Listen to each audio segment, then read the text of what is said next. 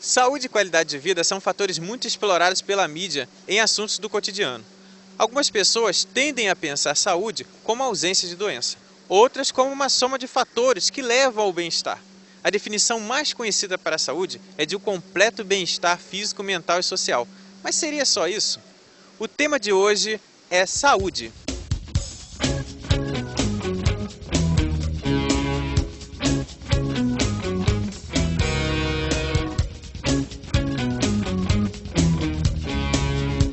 O nosso cérebro é um órgão proativo, se antecipa, faz simulações inventivas, tem necessidade de criar e projeta sobre o mundo suas intenções. O nosso modo de agir se orienta pelo ideal de vida, que muitas vezes está relacionado à saúde, aquilo que planejamos alcançar, como o bem-estar. Portanto, vai envolver o que cada pessoa pensa sobre qualidade de vida e saúde. Junto a isto, temos alguns fatores que determinam a saúde, como acesso aos serviços de saúde, emprego, moradia e educação.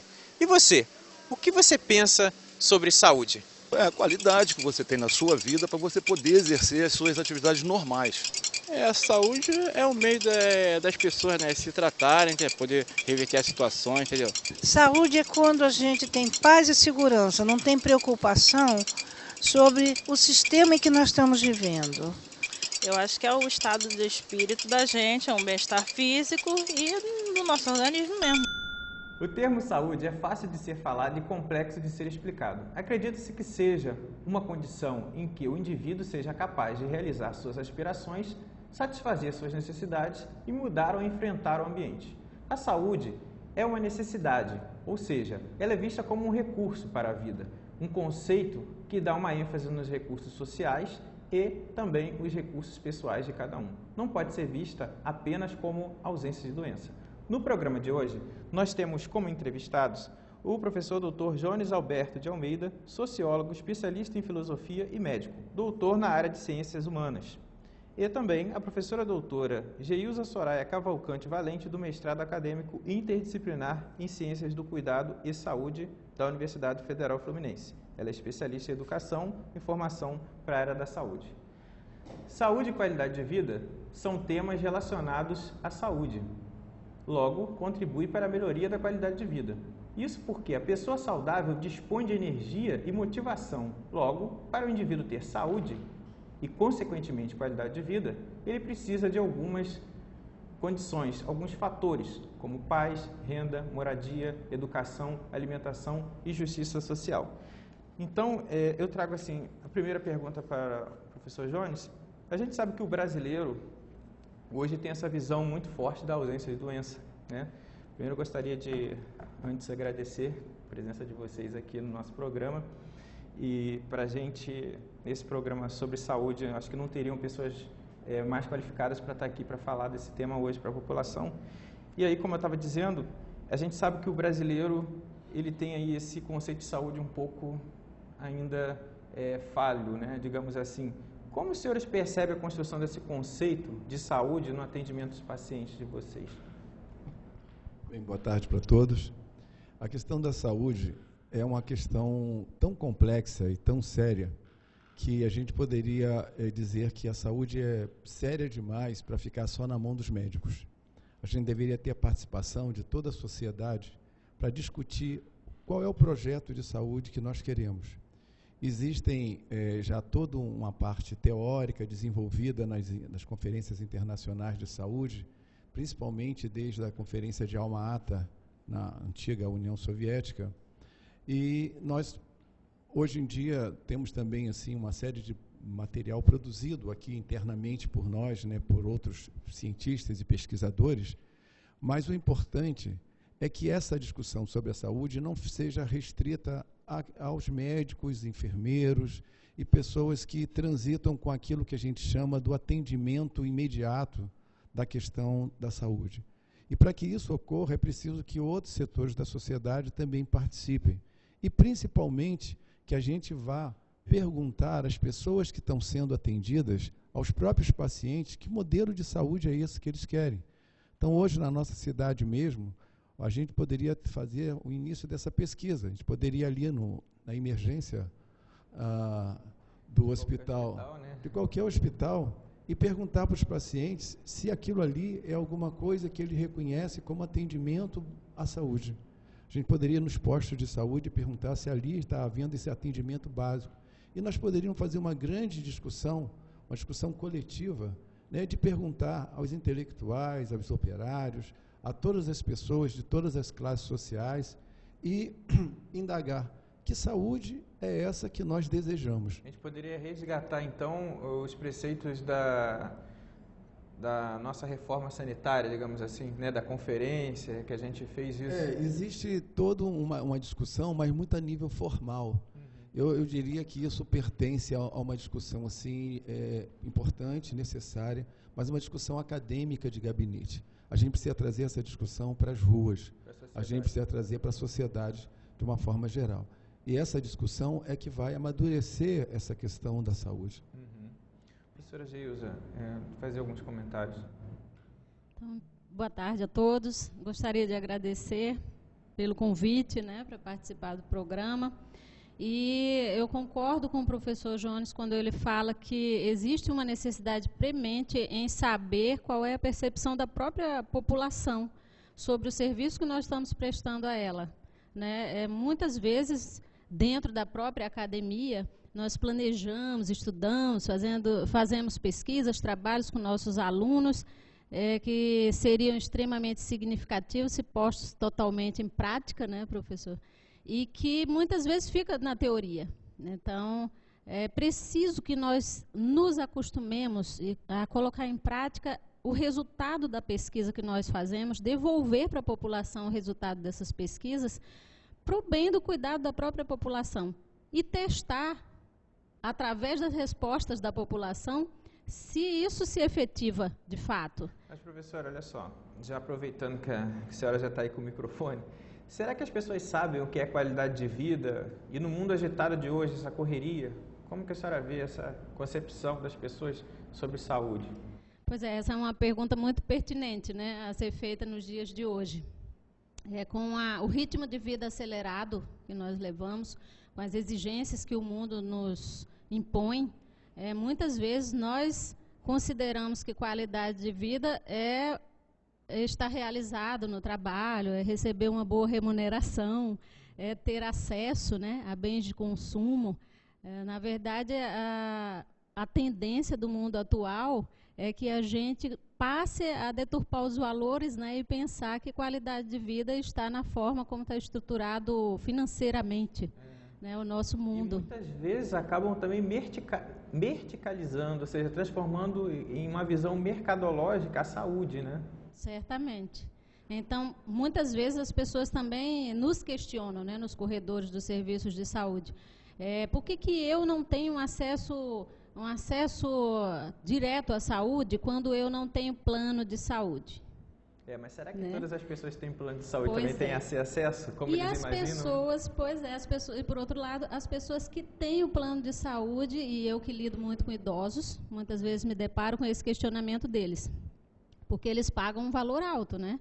E eles continuam não tendo esse acesso da forma como eles acreditam que deveriam ter esse acesso. Então, qualidade de vida, na nossa realidade, passa a ser uma questão distante, né? As pessoas não conseguem enxergar o que seria de fato qualidade de vida. Elas começam a pensar que quanto mais elas estiverem bem financeiramente, mais elas terão qualidade de vida. E na prática a gente percebe que não é só isso, né? Você iniciou o programa até chamando a atenção para essa questão, que vai muito além de se ter uma situação financeira estável, mas que o ser humano precisa de muitas outras questões, ambientais, inclusive, para que ele esteja bem, que tenha uma qualidade de vida boa, porque saúde não é apenas esse lado de estar bem financeiramente, né? E não somente a ausência de doença. Não é somente a ausência de doença, é um conjunto.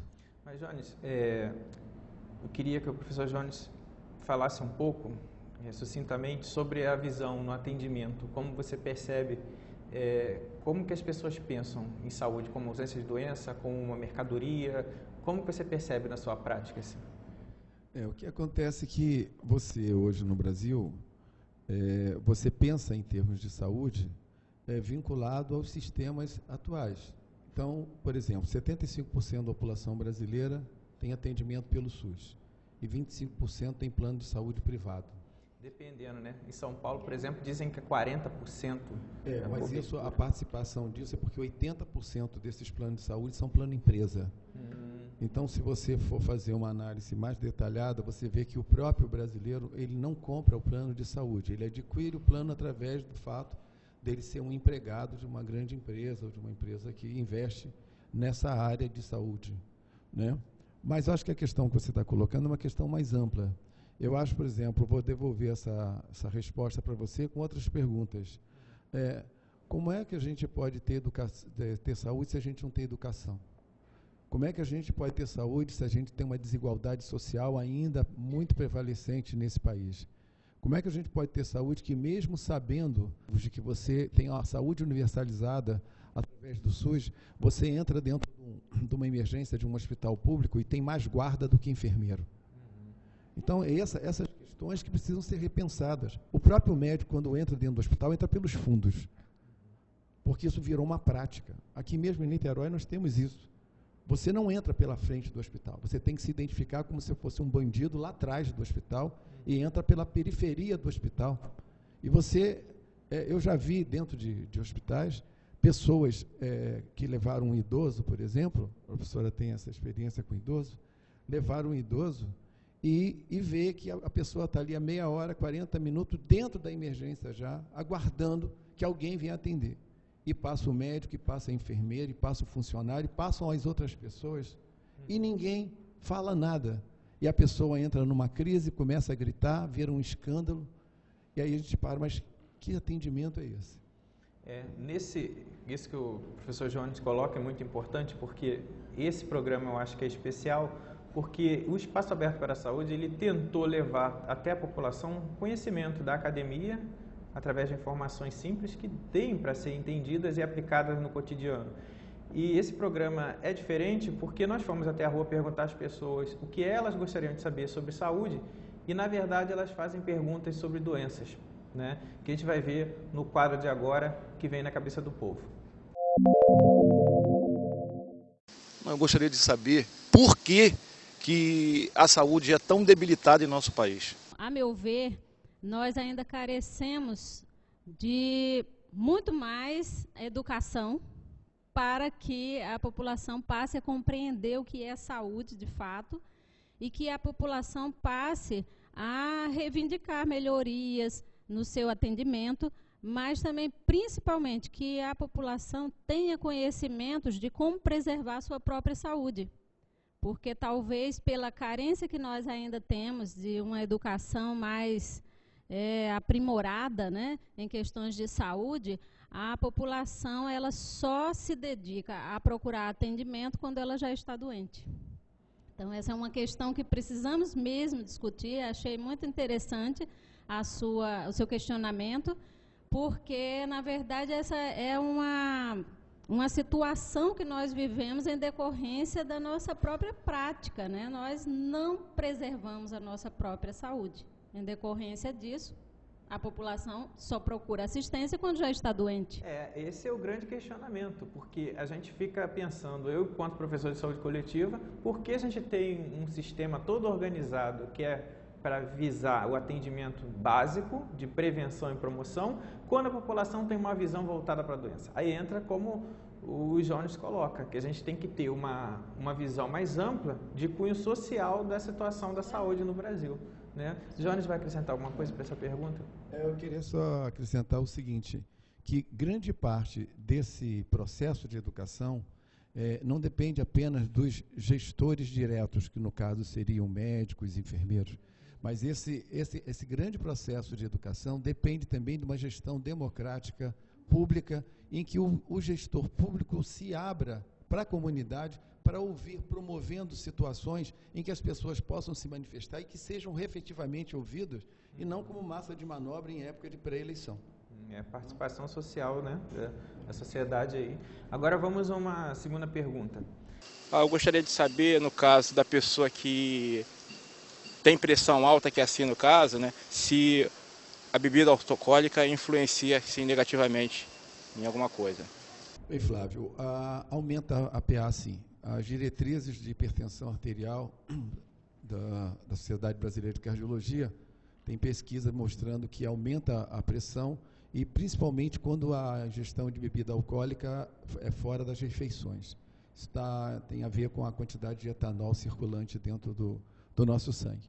Mas a gente tem que parar para pensar também essa questão da bebida, porque toda dependência, toda dependência, ela leva a uma situação de vício. Essa situação de vício tem toda uma parte psíquica por trás disso, né? Então, por que as pessoas bebem, por que as pessoas bebem tanto? Então, isso é uma questão que faz parte desse diálogo, faz parte desse entendimento. Agora mesmo, por exemplo, uma moça virou para mim e disse, olha, eu preciso largar o cigarro porque eu quero engravidar, né? Mas eu não quero engordar. Ora, é sabido que toda pessoa que para de fumar, ela procura substituir aquilo de alguma forma, e uma das formas é a comida, né? E fora outras alterações também. O gasto energético, o organismo limpar a impureza, né? Aí quando ela para de gastar aquela energia, ela ganha um peso, mas ela está com saúde, né? Pois é, ela não quer trocar a saúde dela por uma atitude, né? Ela não quer trocar a doença dela, no caso, por uma atitude, não quer trocar o vício por uma atitude. Então, essa negociação que as pessoas só vão adquirir isso com um nível de consciência maior. E esse nível de consciência parte do pressuposto de um diálogo aberto, de um médico acessível, né? de espaços sociais, de postos de saúde, onde as pessoas possam realmente chegar e serem informadas. Com certeza. Professora Geilza, acrescentar alguma coisa sobre essa questão? Eu penso que é importante que o Flávio chegue a essa conclusão mesmo, né? O álcool, ele leva à hipertensão, como disse o professor Jones, o etanol é uma substância que no nosso organismo, em uma quantidade excessiva, provoca danos a vários órgãos, provoca danos à nossa saúde de um modo geral, né? Não só provoca a hipertensão. O lado emocional influi também no diabetes? Não tem diabetes emocional. Agora, a emoção agrava a diabetes? Agrava. Que tipo de emoção que agrava a diabetes? A emoção de um estresse negativo, a emoção de um grande trauma. Tudo isso influencia não só a diabetes, mas influencia qualquer outro tipo de patologia. Por exemplo, a hipertensão, ela não é causada pela emoção, mas a emoção provoca picos hipertensivos. E tem pessoas que a gente já viu, né, podem chegar até a provocar um acidente vascular cerebral, né, uma situação de maior gravidade pela situação emocional. Também é outra questão, né? A gente não questiona o que é emoção positiva, o que é emoção negativa. Nós recebemos uma maneira de nos comportarmos diante de questões emocionais da sociedade. Ninguém educou você para as suas emoções, né? Como você reage, qual é a atitude que você tem que ter, como é que você educa a sua própria emoção.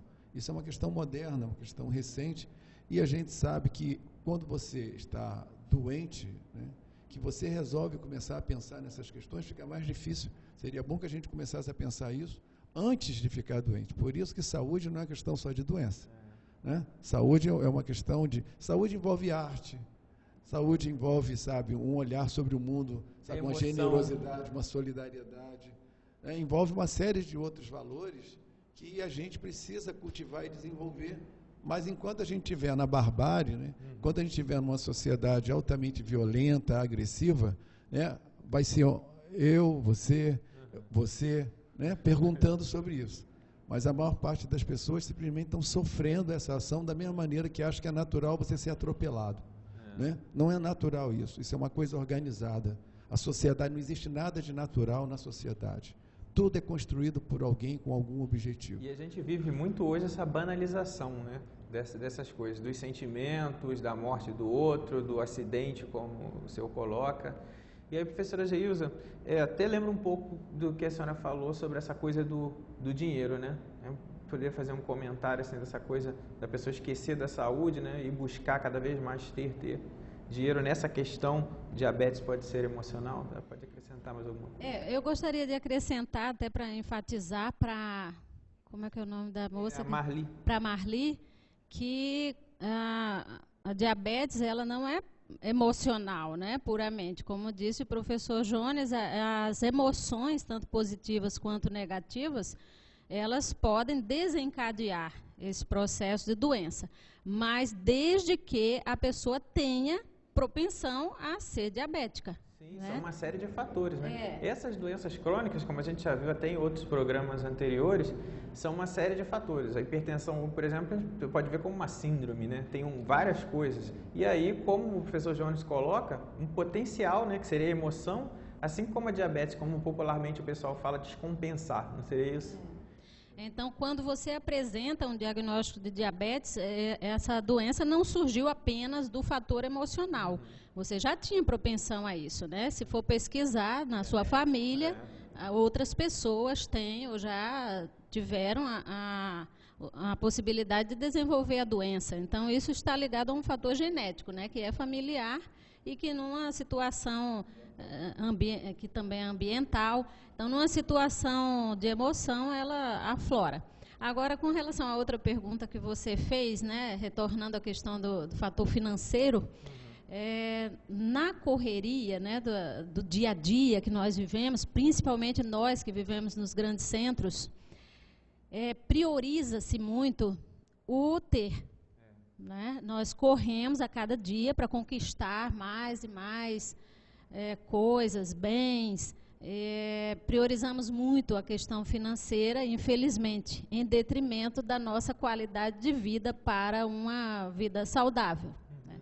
Então, quando eu falo para os idosos lá do programa que eu atuo dentro da universidade, que é o programa de geriatria, quando eu falo para eles que eles devem continuar fazendo as caminhadas, mesmo que sejam caminhadas ali na rua onde eles moram, aí eles falam assim, mas eu não moro perto da praia, eu não moro num bairro que tenha uma paisagem bonita, e aí eu falo assim, mas você não precisa estar caminhando só se for no calçadão da praia, né? Na rua onde você mora, você pode caminhar despreocupadamente, olhando a vida, olhando a paisagem, sem necessariamente estar na praia. E isso também gera qualidade de vida? Sim, porque eu me distraio a minha mente, eu penso em outras coisas nesse momento que eu faço essa caminhada despretensiosa até. Isso contribui. Na nossa correria do dia a dia, imagina-se que para ter um momento de lazer eu precisaria viajar. E não é apenas isso, né? Então vamos a mais uma pergunta. Se o uso constante de remédios para dormir prejudica a nossa saúde, a mente principalmente.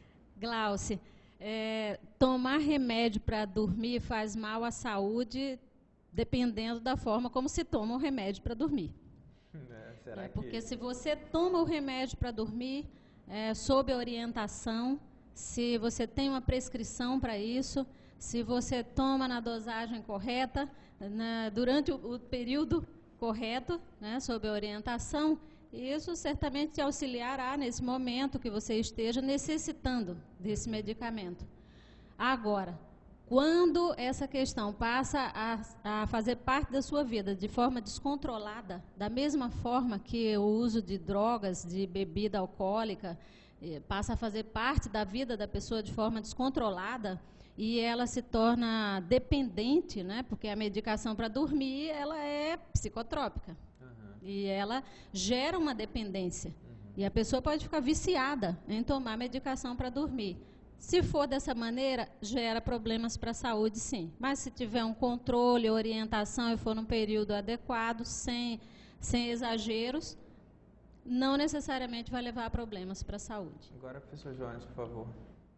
A professora enfatizou aqui que o uso da medicação parte do pressuposto que há uma relação médico-paciente. Se você simplesmente pega lá uma medicação, né, e toma, e você não tem uma relação boa com o teu médico, no sentido de tentar explicar quais as causas disso, por que você está com esse problema, porque dormir é um fato natural, né? É claro que isso não é adequado. Só complementando aqui o que a professora estava falando sobre a questão do exercício, o Dr. Cooper esteve aqui no Rio, alguns anos atrás, fez uma palestra para vários empresários. E quando ele falou da necessidade das pessoas caminharem, né, porque a gente sabe que hoje saúde se faz muito mais com dieta e exercício do que com remédio, né? Então, principalmente a saúde que a gente está falando mais restrita, né? que compete aquilo que a gente chama assim, a sua unidade biológica, né? E os empresários disseram que não tinham tempo para ficar fazendo caminhada. Aí ele ironizou e disse o seguinte: é incrível que hoje de manhã eu fiz uma caminhada na praia com muitos empresários, mas todos eles já tinham infartado.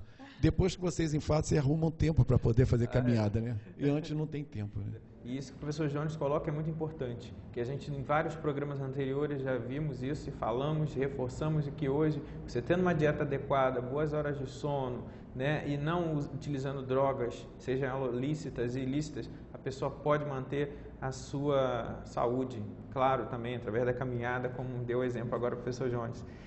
E agora sim, para a gente poder fechar, tem uma pergunta final para vocês, que é muito pessoal, que é na opinião de vocês. Qual o grande desafio do brasileiro hoje para ele ver saúde como algo positivo e não ausência de doença? Eu penso que o grande desafio é nós investirmos na educação. Então, quanto mais nós investirmos na educação do povo, na educação em saúde, educação permanente em saúde. Educação popular em saúde. Educação popular em saúde, né, para que a própria população passe a se responsabilizar pela sua própria saúde e perceber que não é só para ver a questão da doença, né? Se preocupar com essa questão, como disse o professor naquele exemplo do Cooper, passar a se preocupar apenas depois que já infartou. Aí não tem jeito, né? Então, carecemos expandir mesmo a questão da educação permanente, popular em saúde, digamos assim, para que a população se sinta responsável pela sua própria vida, pela sua própria saúde, porque hoje nós vivemos realmente com a banalização da própria saúde. A própria população banaliza a sua saúde à medida que não toma providências, né, para preservar a sua saúde, e vai deixando o tempo passar até que a doença aflora, e aí sim vai procurar os serviços de saúde. Por isso estão superlotados também, porque a pessoa procura quando já tem um processo de doença instalado. Então, eu repito que eu penso que a gente tem que investir muito em educação e em saúde. Jones, por favor, qual o desafio brasileiro? Reforçando aí o que a professora colocou, que quando a gente está falando aqui em educação, acho que é um consenso aqui entre nós, não é simplesmente entender que a gente ir para a comunidade ensinar a população o que é hipertensão, o que é diabetes, porque isso aí seria pressupor simplesmente que nós temos uma população de ignorantes e uma elite... que tem que esperar ficar doente, né? Uma elite que vai educar essa população. Quando a gente está falando em educação, é uma educação geral da própria sociedade, educação dos gestores públicos, uma educação democrática, uma postura em que a atitude das pessoas mudem, e não apenas um programa em que, hierarquicamente, alguém que diz que sabe mais vai ensinar quem sabe menos. Na realidade, ou nós aprendemos juntos, ou na realidade nós não estamos ensinando nada e ninguém está aprendendo. Exatamente. Então, isso é muito importante para a gente fechar, porque o que o Jones traz é muito relevante, que diz que é a educação que a gente leva, e também precisa da pessoa ter a motivação. Tem que partir de você que está assistindo a gente também, querer ter a saúde, né, para poder buscar a qualidade de vida. A informação está aí, tem programas de televisão, tem todos os canais mostrando, tem muitos programas sobre saúde, mas cadê a motivação?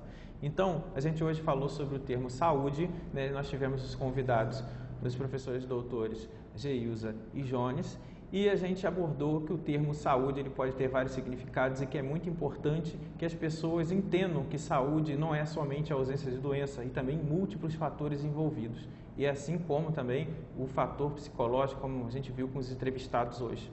Eu agradeço a audiência de vocês e agradeço também a toda a equipe. Esse é o nosso 12º programa, fechando a temporada, e gostaria de deixar o agradecimento para toda a equipe aqui, aos diretores da TV, a também o corpo que trabalha com a edição, aos bolsistas, aos voluntários. Meu agradecimento a todos e até o nosso próximo Espaço Aberto para a Saúde.